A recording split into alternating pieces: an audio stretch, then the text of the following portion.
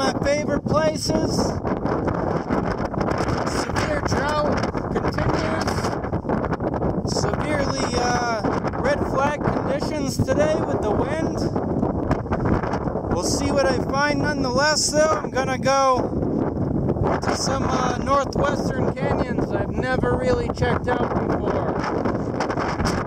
Lots of private property down there, so we'll have to stay out of that. We'll head up 6,000–7,000 feet elevation amongst the heights of this place. Probably hope to find more stuff up there. Where more precipitation fell. And you can see that a lot of the junipers are completely dying off due to the drought conditions at the moment.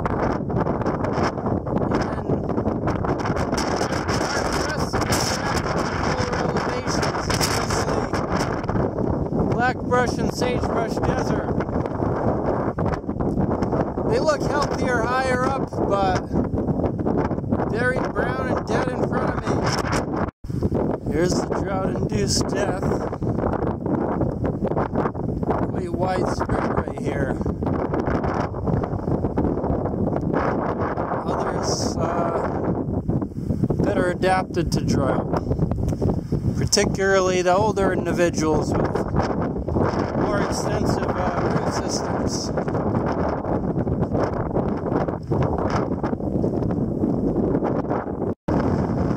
Still just early June. These perches are already losing their leaves. Doesn't bode well for them. So, junipers dying off, maybe some perches will be dying off too, and who knows what else. I'm sure it'll become more apparent as I get deeper. Above Kershaw-Ryan State Park right now. I'm gonna head down there, down this canyon. The thing I've been thinking a lot about these days is the role of washes as refugia during severe drought periods. So while this percha doesn't look too bad, but while perches and junipers and such on the drier open slopes die off, the ones in the washes will remain healthy because there's more moisture down there. Soils are just wetter over the course of the year and year by year. It all filters down into the washes. So if there's extreme amounts of death, or even moderate amounts of death, there's refugia in the washes. There's sources of genetic diversity to come back onto these slopes. Kind of in the same pattern of glacial dynamics throughout the Pleistocene, where populations would die back as ice formed. They'd be on their more temperate refugia, whether that's a mountaintop on Nunatak or a warmer valley or something of that sort, or even on the southern edge of the glacial ice sheets, if we're talking about what covered Canada. And when the ice melts, those genetic stocks are there to refound and recolonize, sometimes with quite a history of hybridization and polyploidy to help aid along the way. I doubt that's as widespread here, but it's rather similar, because we can see all those healthy junipers in the Wersh.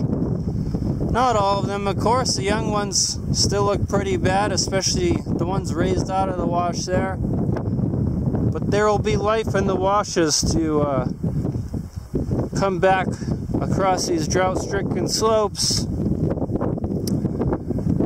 when they are not so drought-stricken someday. Would be pretty hard to test my refugium hypothesis there, but the tools are there. It's just, can you find the signature? Is the signature strong enough? you'd expect higher genetic diversity in the washes. If they serve as refugia over time, and you'd expect less on the slopes. So is that detectable enough in such discrete spatial scales? An area like this would not be the ideal study setting to test that hypothesis. You'd want a much bigger and more extensive wash system with fairly discrete and dry slopes above it. I don't know where the perfect area is for that, but it's worth thinking about. Have to be in the Mojave too. And this is a little too much Great Basin, actually. A bit more moderate in the canyon. Wind has really died down here. Must be getting close to the state park because cottonwoods just appeared out of the dry wash bottom somehow, some way. Some clematis coming back in, forming mats in a lot of these medium elevation canyons. Medium elevation for here, at least. Some willows, of course. Probably some Fraxinus volutina ahead. Same old suspects. Lots of Salix exigua here. Coyote willow. Rather narrow leaves. Cottonwoods, cattails, jeepers creepers, common names, typha, signifying water below this barren sandiness as well. A little bit of mud, a little bit of a surface seep there.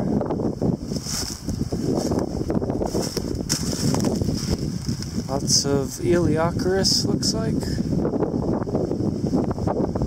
Other graminoids that are still sterile. Just as soon again, totally dry.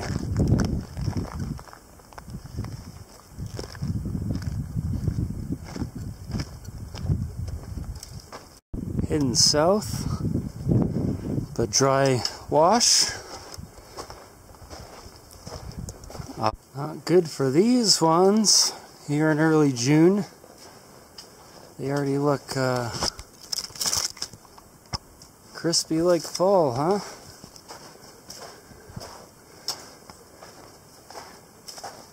So if some more moisture doesn't come soon, this population's dead.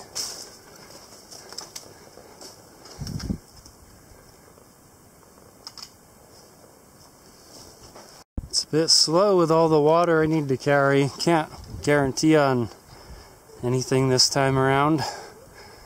Haven't never really explored this area. Even a couple of the marked springs may be dry, so it's slow and heavy. Not much going on. It's past springtime for Prunus fasciculated, for example. Not seeing much for fruit.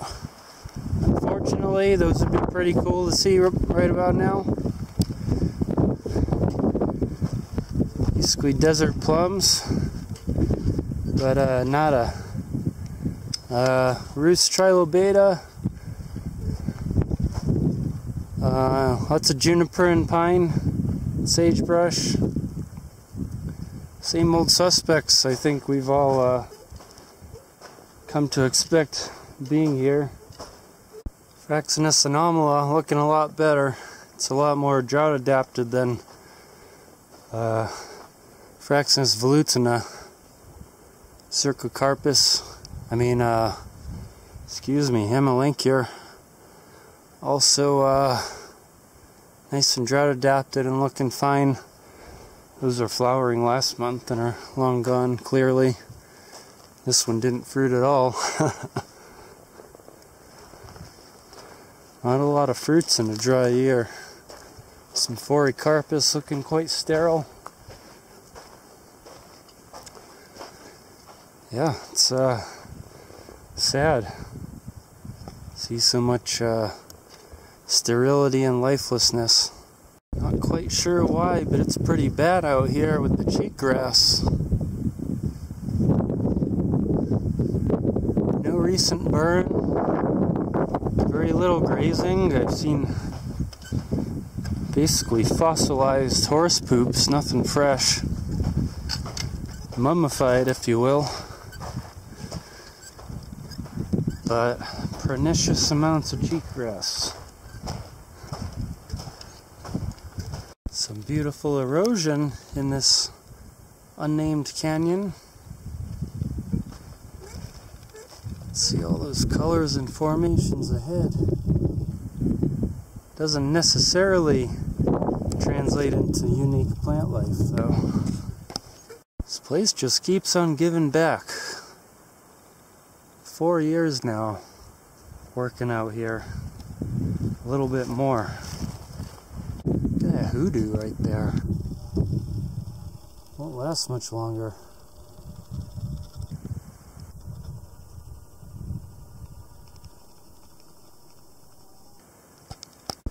The amount of water I have, plus a fairly heavy field press I'm bringing, stocked chock full of newspaper for the collections. Some leptodactylon. Feels like a mountaineering expedition. It'll get better tomorrow, but it's very slow and hard-won progress today. The whole place is worn into so many holes. Holes everywhere.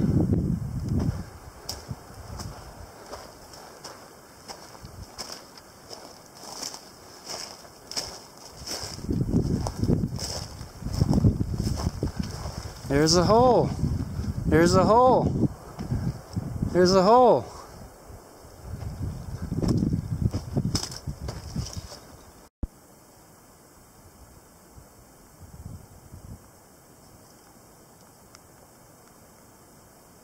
There's a lot of moss and lichen in the upper reaches of this canyon.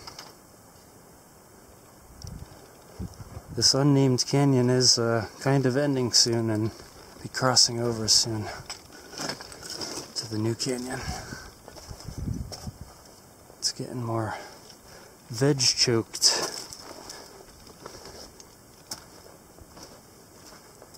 Look at all that moss. Some of it is maintaining a greenish hue. No, not for much longer.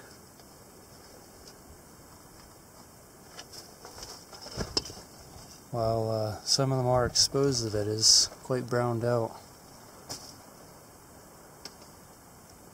Canyon's fully cliffed out ahead, so I'm going to have to go up and around or just stay on the ridge.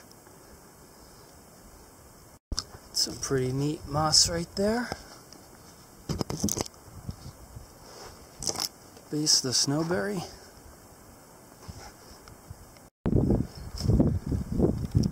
See what's up there. Interested to know what's on these ridge tops in this northwest corner. That was a motherfuck of a climb though. Huge rock fell on my ankle. Feels fine, but we'll see. That was such a horrible climb that I'm going to stay up on the flat, beautiful, breezy, airy ridge top.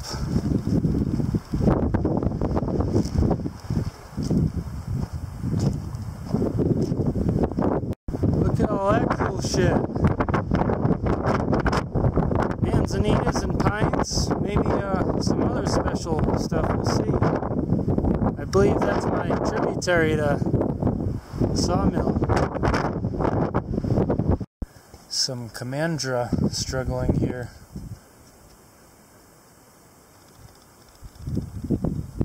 Your roots get very exposed easily here.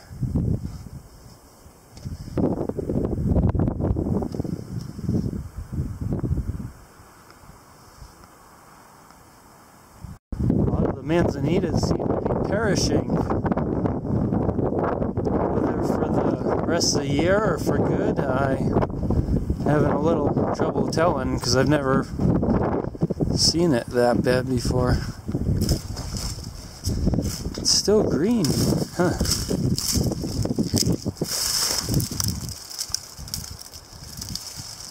So maybe it's playing it safe for now. Hope so. Or else there's a mass death event going on here. That little one might not make it.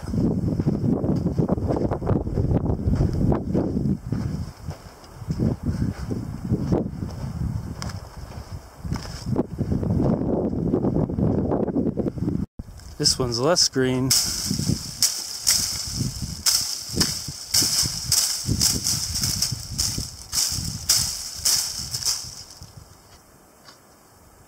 Still looks alive, I suppose. It's really steep and bad down there, so I have to climb back up and go around, unfortunately. Wasting my time going downhill. It is quite the gorge. Never seen such a gorge in this place before.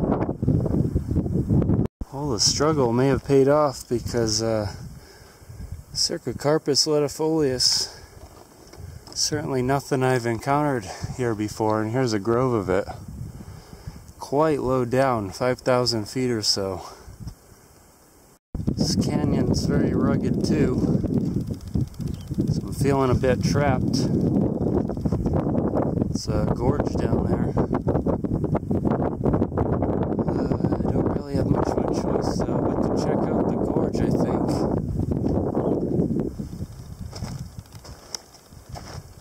And maybe rethink what to do here, where to go.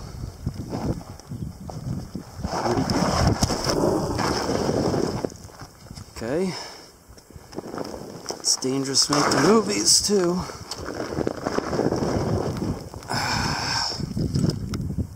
Ouch. Yeah, may need to reroute. Suppose I'm headed back uphill. Gonna stay high on the northern side of the canyon till it may moderate, till I may be able to drop in, or until I reach potentially the power line road much higher up.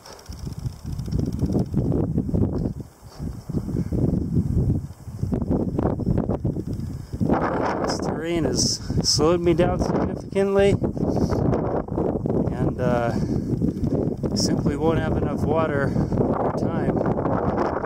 Having both a rough and boring day so far. Besides that Cercocarpus find, I'm finding shit. It's all dead, especially on these south-facing slopes.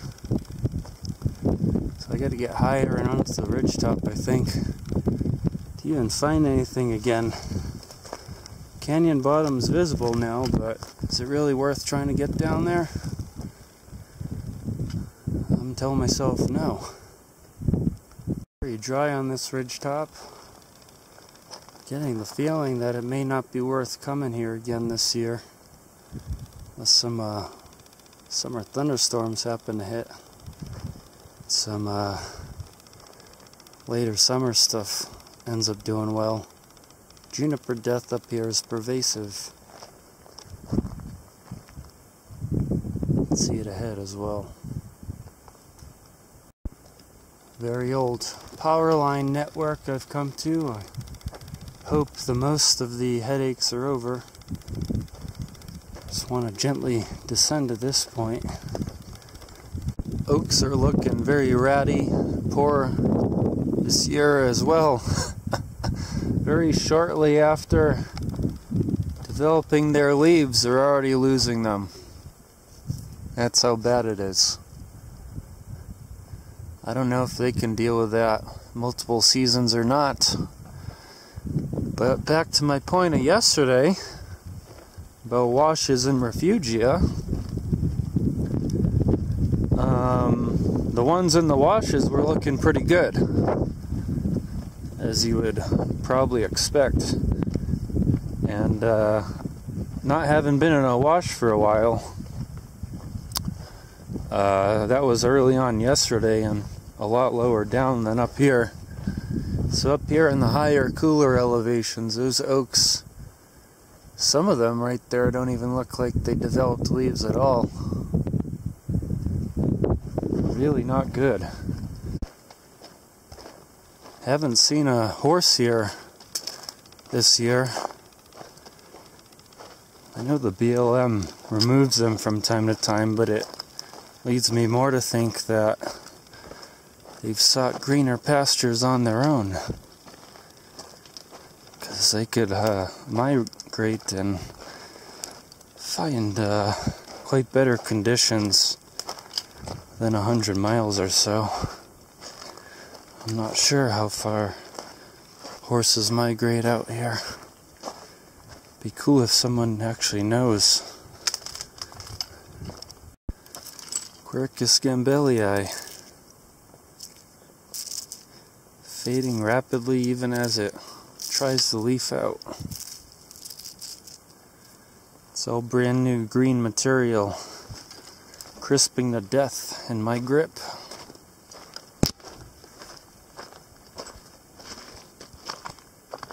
Similar situation here and there. Not a very wet wash bottom, is it? Occurs to me that these kind of dieback events, besides disease and fire, are the only chance this place gets to become more spaced out, more savanna-like, which is indeed its natural state. So, densities of vegetation become limited eventually by drought periods and the death that occurs in those periods, if we're talking about the absence of fire or disease, namely caused by fungus or insects. Most oftentimes. Eriogonum, cespitosum in the wash bottom, and umbulatum. None of it looks. Delphinium's hanging on somehow, even though it's all brown. Very little flowering or active. Ipomopsis aggregata, an exception. I've only seen a few of those though. Consequently, or who knows, maybe the other way around, no insects around. Very few at least. Birds are the most common active thing, it seems like, out here. And thank goodness there's a few of them still. Quite a drop-off, quite a moss wall. Unlike any I've seen out here. That's a big one. Pretty green down there. Doesn't look like anything unique though. Maybe some grasses down there unique. Anyway, I need to bypass around and hope it's suddenly not very rugged throughout again, like that other canyon. Dead quercus. Big grasses coming to life. But that moss wall is something else, isn't it? Seen like 10 of these in the past 2 days. This pretty pristine wilderness, except for the odd, very old tin can. Second one within a mile off of any thoroughfare. Such little growing right now that I'm not sure could come back in good faith and do any collecting. The rest of this year at least. It's a really cool Ivesea here though that I've only seen elsewhere here once before. Could be a new population. I'm going to leave it alone even though several individuals, because they're coming back. They might flower. Oddly.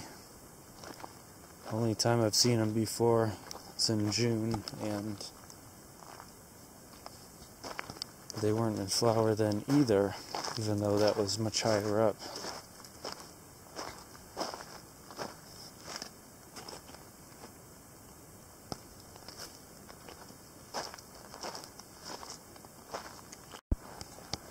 There's a lot of it. It's a great find. Nearly 25 individuals so far. Only one in flower I've found.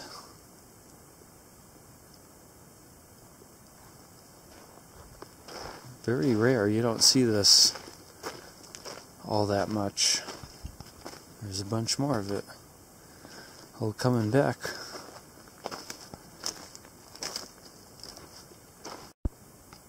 Ivsia sabulosa, I think it's called.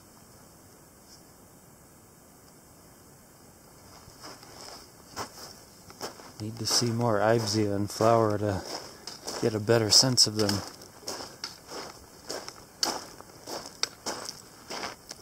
Nada.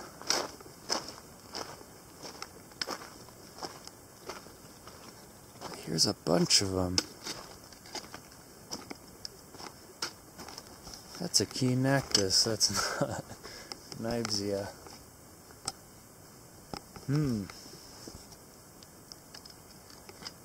What a grove of Ivsia.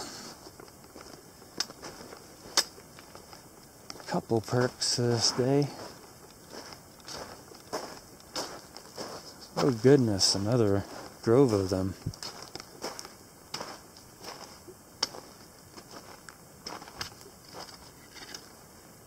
Jeez, peak flower must be a week or two from now. See a few flowering buds, but nothing. Oh, there's a few just starting.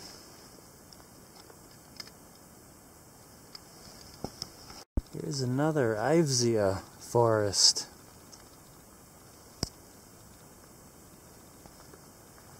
Stretch all the way down. There's probably 50 right here alone. Even in the rocks over there. It's another huge grove of Ivsia right here. Talking massive. You just don't really see this.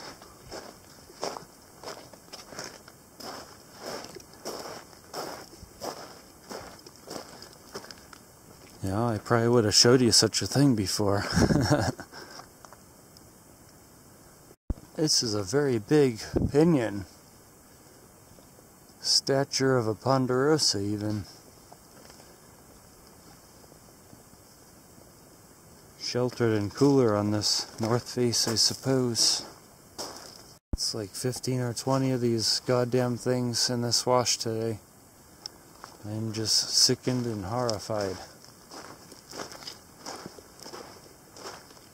It's almost like around every corner right now. Oh, once it was a plastic bag. Excuse me. Look at this. Quite a crack in the ground.